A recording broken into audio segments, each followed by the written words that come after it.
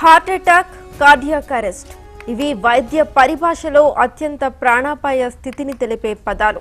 తమిళనాడు ముఖ్యమంత్రి జయలలితకు వచ్చింది గుండెపోటు కాదని, గుండె ఆగిందని, దాన్ని కార్డియాక్ అరెస్ట్ అంటారని వైద్యులు చెబుతున్నారు.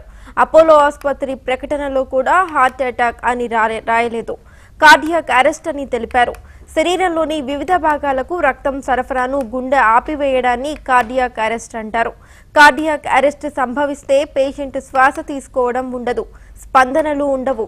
అప్పుడు ఎక్మో అనే వైద్య యంత్రం సాయంతో రక్తం సరఫరా అయ్యేలా చేస్తారు.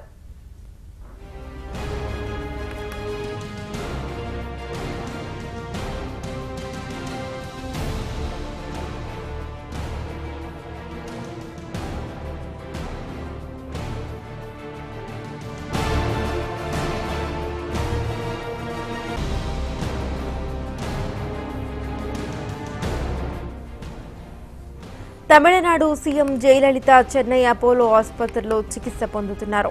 8 మందితో కూడిన వైద్య బృందం జయలలితకు చికిత్స అందిస్తోంది. లండన్ వైద్యుల సూచనలతో చికిత్స జరుగుతోంది. ప్రస్తుతం ఎక్మో సిస్టమ్ ద్వారా అమ్మకు వైద్యం అందిస్తున్నట్లు అపోలో జాయింట్ ఎండీ సంగీతారెడ్డి తెలిపారు. ఇదే విషయాన్ని వైద్యులు కూడా స్పష్టం చేశారు.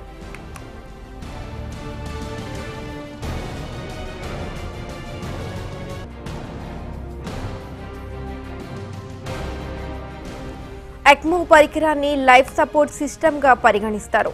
శరీరానికి కావలసినంత ఆక్సిజన్ అందకున్నా, రక్త సరఫరా సక్రమంగా జరగకున్నా, పేషెంట్ ఊపిరితిత్తులు, హృదయం చేయాల్సిన పని చేయని వేళ ఎక్మోను వాడతారు.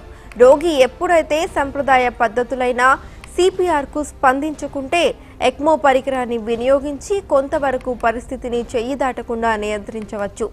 రక్తనాళాల్లోని రక్త సరఫరాను పర్యవేక్షిస్తూ రక్తానికి అవసరమైన ఆక్సిజన్ను ఈ యంత్రం అందిస్తుంది. దీన్ని వాడుతుంటే శరీరంలోని రక్త ప్రసరణ గుండె, ఊపిరితిత్తులలో సంబంధం లేకుండా జరుగుతూ ఉంటుంది. ఇక ఈ యంత్రం వాడుతూ ఒక రోగిని కొన్ని రోజులు, వారాల పాటు ప్రాణాలతో ఉంచొచ్చని డాక్టర్లు చెబుతున్నారు.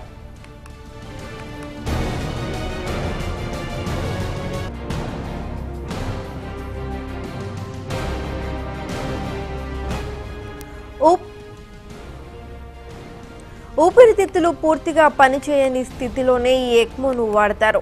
వైద్యులు చివరిగా చేసే ప్రయత్నమే ఇది. కొంతకాలం పాటు శరీర అవయవాలు చేయలేని పనులను చేసే యంత్రమే ఈ ఎక్మో.